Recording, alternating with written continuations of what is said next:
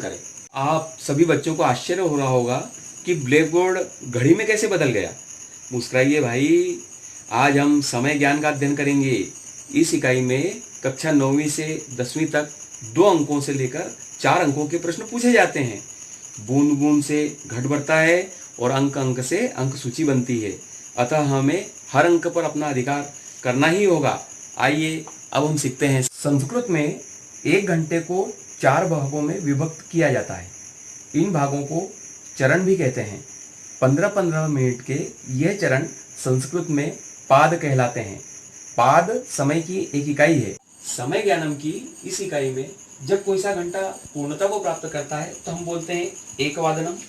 इस प्रकार से द्विवादनम, त्रिवादनम, और इसी प्रकार से पूरे 12 घंटे बजते हुए हम द्वादश वादनम पर अपनी यह इकाई को पूर्ण करते हैं।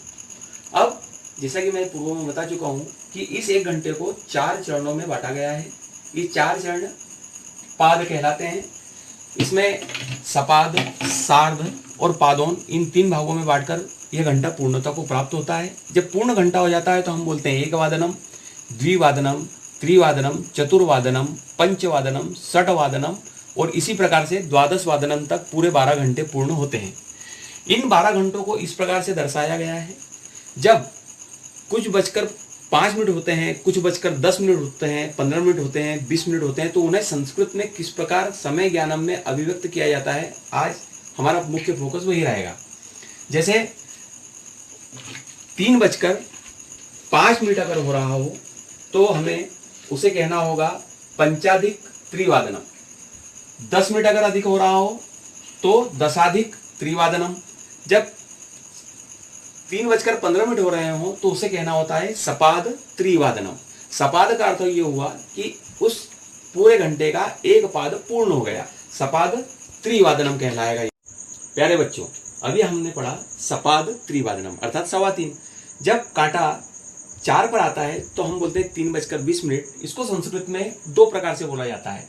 या तो बोला जाएगा सपाद पंचाधिक त्रिवादनम या विंशति अधिक त्रिवादनम। हाँ, एक बात और, इस घड़ी में कांच नहीं है तो आप लोग हंसना नहीं तो आप बोलेंगे सर को ये घड़ी और कहाँ से मिल गई बिना कांच की, ये आप ही लोगों के लिए ली गई मेरे भाई। अब हम आते हैं 5 पर। अब जब स्थिति यहाँ बनेगी तो 3:25 बोला जाता है इसे, और इसे संस्कृत में 2 प्रकार से बोला जाएगा, सपाद दशाधिक त्रिवादनम या पंचविंशति अधिक त्रिवादनम।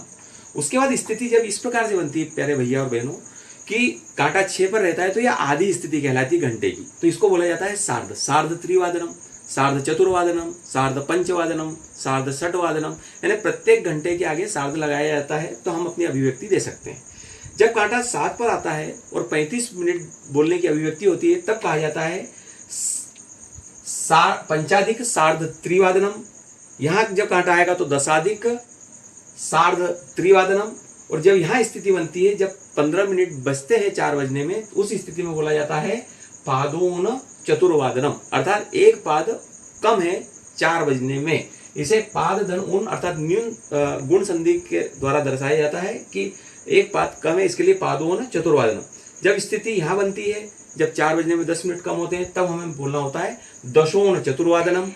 यहाँ स्थिति बनेगी तब हम बोलेंगे पंचोन चतुर्वादनम, और इस स्थिति में पूरे 4 बज जाएंगे और हम इस प्रकार से इनको दर्शा सकते हैं चतुर्वादनम, पंचवादनम, षटवादनम, सप्तवादनम, अष्टवादनम, नौवादनम। प्यारे बच्चों, ये समय ज्ञान की इस इकाई को पूर्णता से बताने का पीछे उद्देश्य यही था कि जब भी हम इस इकाई से 2, 4 या 5 अंक आते हैं तो उन अंकों पर अपना एकाधिकार रखें और बहुत अच्छे से इस इकाई को समझें।